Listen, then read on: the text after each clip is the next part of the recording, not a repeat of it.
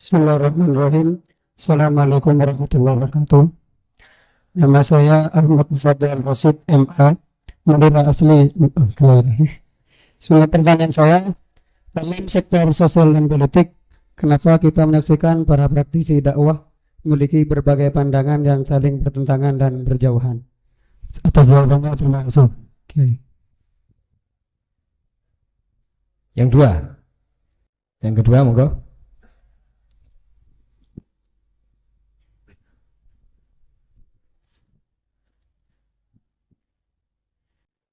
Bismillahirrahmanirrahim. Assalamualaikum warahmatullahi wabarakatuh. Nama saya Ahmad Syarif Hidayatullah. Pertanyaan, bagaimana cara menyikapi beda pemahaman dan pengamalan dalam Islam di Indonesia? Bagaimana cara menyikapi beda pemahaman dan pengamalan dalam Islam di Indonesia? Wassalamualaikum warahmatullahi wabarakatuh.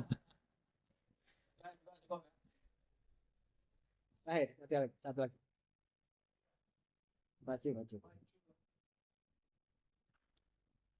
Assalamualaikum warahmatullahi wabarakatuh. Nama saya Syafril. Berdasarkan dari beberapa serapan dari media sosial,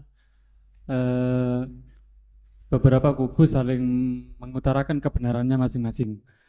Pertanyaan saya, kebenaran itu dinamis atau statis? Terjun.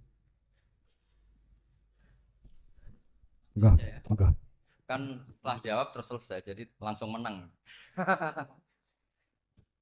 Seperti yang saya utarakan berkali-kali, ngaji itu memang harus khatam. Sebetulnya itu gampang sekali. Tadi pertanyaan pertama gimana? Perbedaan itu. Kenapa dalam dakwah banyak pertentangan? Tidak perbedaan saya bacanya. Kamu baca pertentangan, saya baca perbedaan.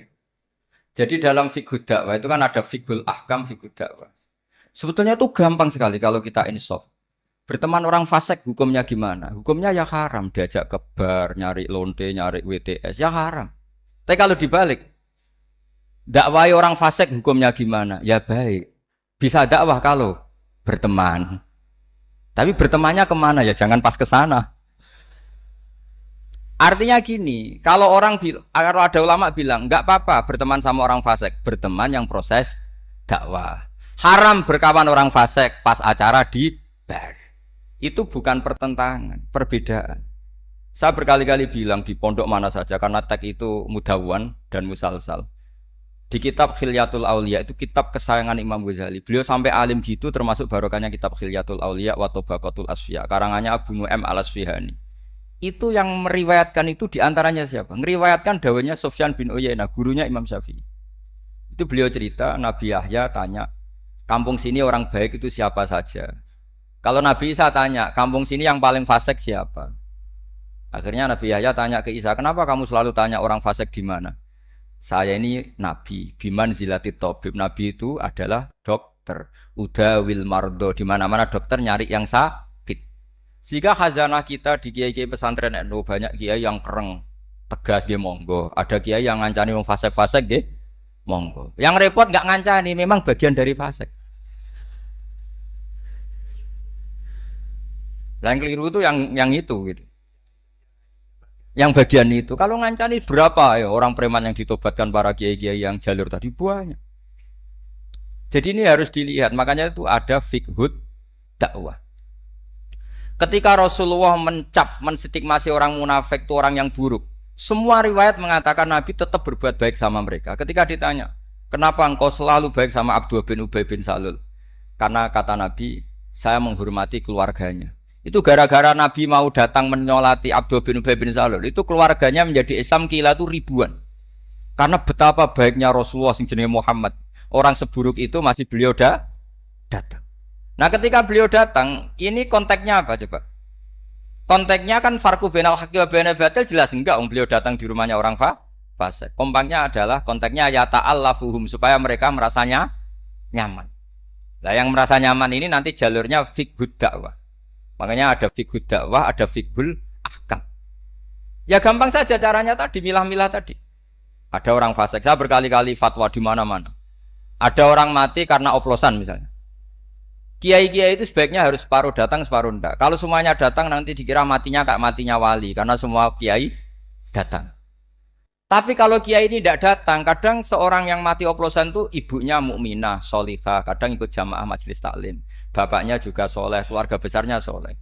Kalau tidak datang, lalu kita tidak menghormati keluarganya. Akhirnya kiai-kiai dicap elek. Terus yang ngurus jenazah orang fasik juga. Akhirnya didusi beara, terus diadep nongetan. Nah, ketika mereka punya cara sendiri, didusi pakai arak, diadep nongetan, yang disalahkan Allah juga kita. Gara-gara kita tidak datang, nggak terlaksana syariat Islam. Nah, yang datang ini bukan bela-belain orang fasik, bela-bela ini terselanggarnya syariat Islam, yaitu mayat diperlakukan secara Islam. Meskipun akhirnya datang di matinya orang pakai oplosan. Makanya ada fikih dakwah, ada fikul ahkam. Dan pertanyaannya sama, kalau semua temanya sama. Yang kedua gimana? Itu kan sama semua sama. Cara menyikapi beda pemahaman. Lah iya, beda pemahaman tadi. Rasulullah itu dekat orang munafik, tapi dalam rangka tarbiyah.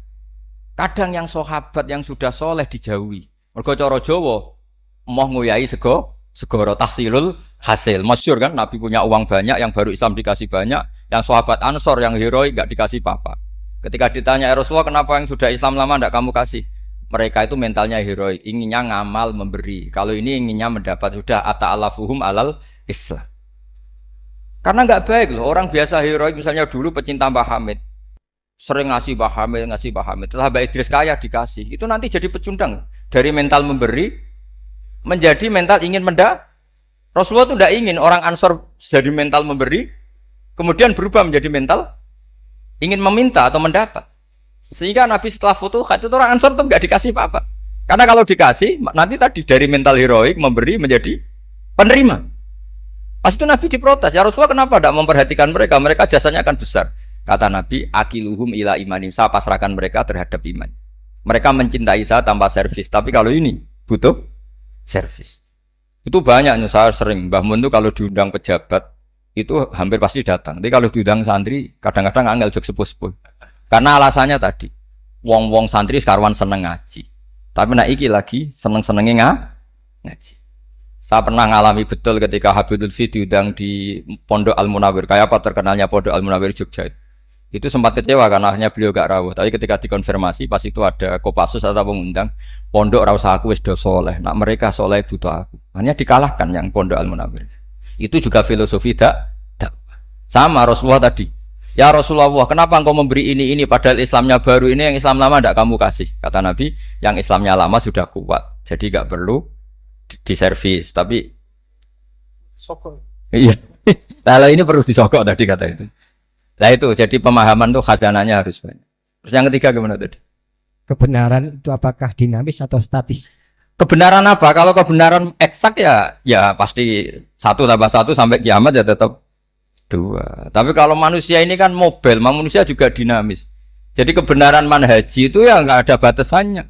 Kamu sama anak sendiri, sama istri sendiri, kadang baiknya tegas ya tegas, baiknya ramah ya ramah, baiknya hujron ngeneng ya harus ngeneng. Karena kalau ramah terus ya repot. Pas itu marah kamu ramah, dianggap ngenyak, yakin. Kowe bojomu pas ngamuk terus senyum-senyum, kira-kira dianggap baik apa ngenyak? Kira-kira. Jadi semua itu ada aturannya. Misalnya sowan kiai itu baik, sowan kiai baik, tambah banyak tambah baik, terus sowan setengah papat. Tok assalamualaikum. Bunyi-bunyi kok sowan, jadi sowan kiai apik, Mbah. Sama itu semua itu ada batasannya dan manusia pasti tahu. Itu kan ibarat seorang istri bilang, "Pak, opo ae rebuk be aku? Kita ini sudah menyatu." "Iya, Dek, aku kepengen wayo." Wah, padahal sudah bilang apa saja. Tapi tetap saja apa saja yang enggak itu kan gitu. Katanya apa saja kamu dukung, ternyata setelah apa saja kamu sebutkan kecuali itu kan. Artinya gini, Islam tuh ya begitu. Ada sesuatu ayat atau apa saja yang perlu tegas ya tegas, perlu lunak ya lunak. Makanya itu hebatnya Abu Bakar dan Umar. Abu Bakar itu jadi wali karena layinal janib, karena orangnya ramah. Tapi dia tahu tidak semua kebenaran terwakili orang ramah. Makanya dia menunjuk Umar sing ghalid, yang keras. Itu bukti. Makanya Indonesia itu bagus. Yang ramah juga kenal yang keras. Itu bagus. Karena memang makanya Rasulullah itu Abu Bakar sudah Islam, masih berdoa wa ma'izal Islam di Umar. Karena Abu Bakar itu sopan. Jadi kalau dibully orang kafir, Rasulullah disakiti ya main sabar. Rasulullah wis mikir, nek gak ono petarung repot. Ketika melihat Umar di pasar Uqad tuh petarung hebat. Kata Rasulullah, kalau yang Islam ini itu keren. Makanya doa Allahumma aizal Islam bi Umar. Umar didoakan hanya 2 hari masuk Islam. Masuk Islam langsung marani Nabi. Engkau ini orang yang benar, ngapain sembunyi-sembunyi? Ya harus tegas. Seorang orang kafir diparani, awas ganggu Rasulullah Muhammad, tak bacok kamu, tak bacok. Akhirnya Allahumma aizal Islam. Pertama pihak Umaran, akhirnya kesampaian coba Umar yang khotob ya. Bukan Amr bin Hisham. Jadi ini penting saya utarakan. Artinya apa? Kebenaran tidak semuanya terwakili orang sing layinal janib. Buktinya lam yaktafi Rasulullah bi Islami Abi Bakar, tapi masih ingin dengan Islamnya Umar. Karena tadi ini penting saya utarakan. Jadi cobalah yang legowo secara ilmu. Ya kayak tadi misalnya saya Mbak Idris banyak ulama termasuk jenis orang alim. Tapi kan nggak bisa dakwah di Dayak. Barokahnya orang alim jadi di pusat-pusat Islam kayak di Pasuruan. Coba kalau kita ada alim mungkin di pedalaman Dayak bikin masjid. Jadi yang nggak alim ya barokah karena supaya sama tak ceritani saya punya sanad musalsal ila Rasulillah sallallahu alaihi wasallam. Nanti dimasuk usulnya Rasulullah itu sampai saya figura. Ketika ada hisab itu tidak usah dibayangkan karena Allah tidak terkaifiahkan. Allah Jibril sama Rasulullah. Singkat cerita mau masuk surga kira-kira kiai induan lah. Kiai induan ya kayak Pak Hamid mungkin ya kayak kiai induan. Pertama yang Nabi usulkan apa? Ai Rabbi ibaduka abaduka fi atrofil ard. Kiai-kiai di pojok-pojok Dayak itu ya banyak tuh Gusti. Itu tolong diperhatikan. Sing gak ono namane tadi. Sing gak diparani calon presiden, calon gubernur sing gak ganggu-ganggu. Itu Nabi matur, ibaduka abaduka fi atrofil ard. Banyak hamba engkau di pojok-pojok bumi yang nyembah jenengan. Iya pojok-pojok gunung. Makanya itu termasuk nanti tanggal 10 saya ke Korea karena mereka TKI TKB, tapi di sana bangun masjid. Di daerah ateis. Di daerah apa? Ateis. Itu uang mereka kerja untuk bangun masjid. Kamu kadang disalami template pakai kas masjid. Ya enggak apa-apa kalau halalnya halal, cuma mikir itu maksudnya halal saya yakin halal karena kiai nanti ya paling gue bangun masjid ini kan mau oper-operan tok. Karena kiainya di pondok, disangoni masjid gue bangun pondok ya mau oper-operan. Yang repot kena kiai medit wis rusak gitu sedonya pokoknya. Wis kowe wong medit wis rusak, dunia wis rusak. Kamu tahu alamatnya medit tuh? Qaribun minan nar itu sudah. Kata Nabi kan wal bakhil qaribun. Jadi baidun minallah, baidun minal jannah qaribun. Kalau tanya alamatnya medit di mana Gus ya? Qaribun. Nah, deket-deket situ. Jadi ini jelas saya kira demikian. Assalamualaikum warahmatullahi wabarakatuh.